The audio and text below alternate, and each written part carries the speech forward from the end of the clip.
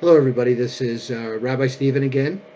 And, every Sunday I've been posting my sermon that I've read from the previous Friday night. And what I thought I'd like to start doing, see how this works out, is not just post the text, but also kind of read it and kind of give you the sermon.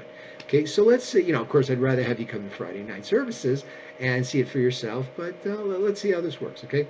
So, and you're going to see me glance a bit because I'm going to actually read it. So this week's portion, Vayechi, closes out the book of Genesis. Next up, we have the book of Exodus. Now, this introduces us to Moshe Rabbeinu, who is the main character for the rest of the Torah. So it was Moses who had the strongest and most profound relationship with Hashem and was chosen to deliver Hashem's message. Hence the name of the Chumash as the five books of Moses. So Genesis kind of served as the lead up to the other four books. How? Well, first of all, let's understand what Torah is.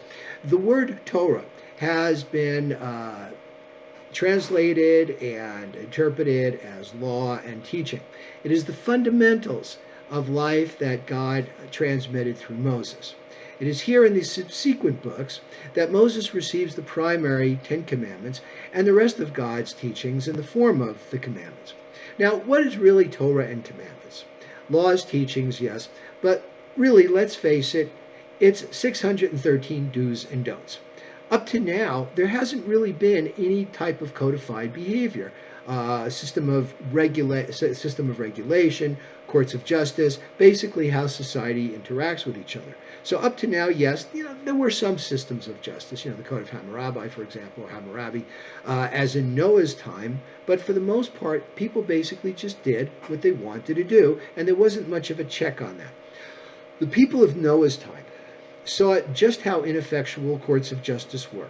And they took advantage of this. They stole from each other. And when they saw that the courts weren't really that effective, the stealing became robbery. Instead of just taking things, they actually took it from you. And we also had the people of Abraham's time who were very xenophobic, did not like strangers. Sodom and Gomorrah, they oppressed, they persecuted, they harassed strangers. And and what happened to both of them? Well, Noah's generation got flooded out, and Abraham's generation, Sodom and Gomorrah, they also felt God's wrath in the form of, the fire and brimstones, as they say.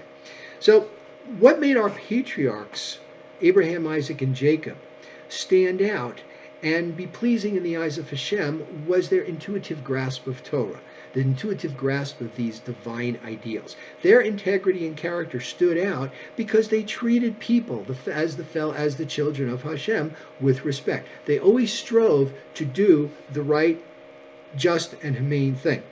They had that instinctive grasp. It was after the great enslavement of our ancestors of Egypt that God decided, to codify his law, and he did it through the personage of Moses. It was necessary that we all had a playbook that told us how to act and behave.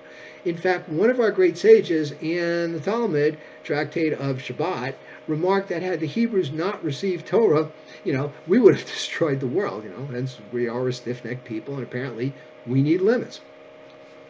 The paragraphs of the Shema are very poignant on this point. The first paragraph, commonly known as the Ahavta, states that individually we should not follow our hearts or our eyes, but only follow the commandments.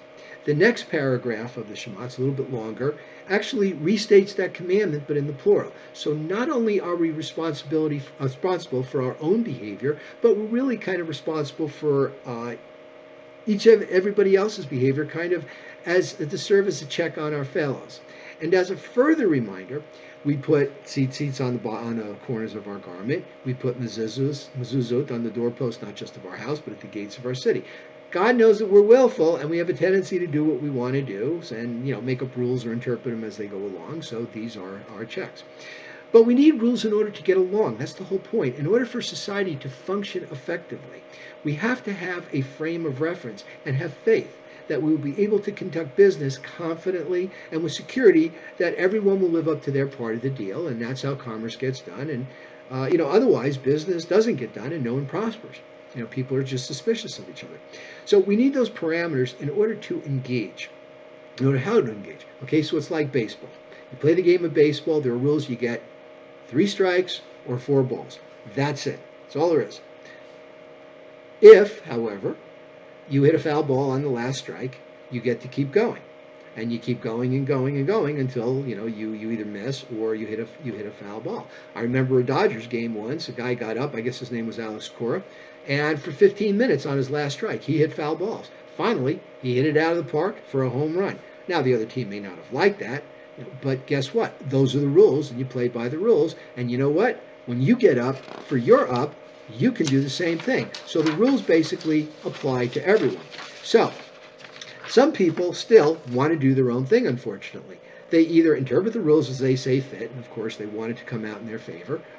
They cherry pick to suit their own needs, or have their own agenda. Now, if one were to Google toxic workplace, there would be articles from business coaches and psychologists in places such as Forbes magazine. A classic example of an environment in which people do according to their hearts or their eyes.